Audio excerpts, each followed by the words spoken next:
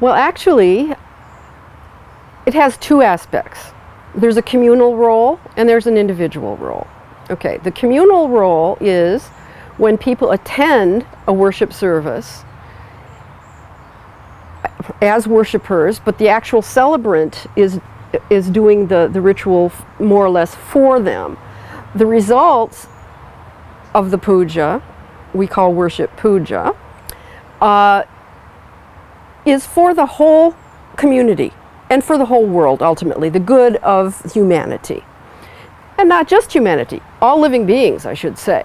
Okay, so that's the kind of the communal aspect. People generally go away with some token of the ritual, either a blessed flower, or maybe some incense, or holy water, or food, blessed food, or something like that. So that is a kind of a symbol of their participation in the thing.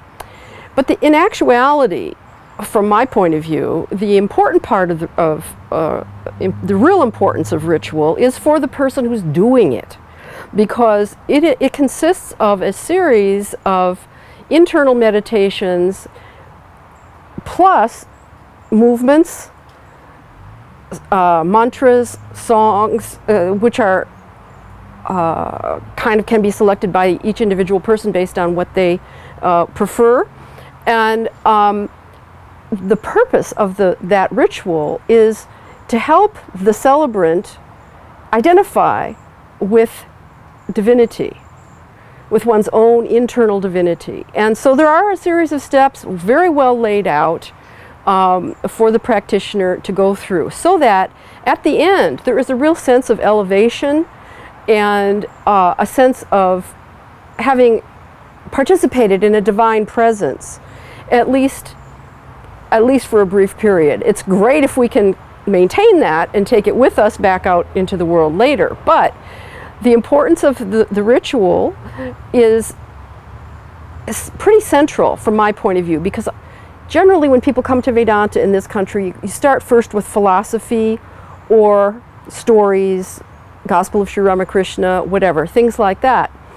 And that's all very well and good, but it remains on the level of information. Information doesn't actually do anything to you, okay? It adds a lot to your store of knowledge, but the ritual is what actually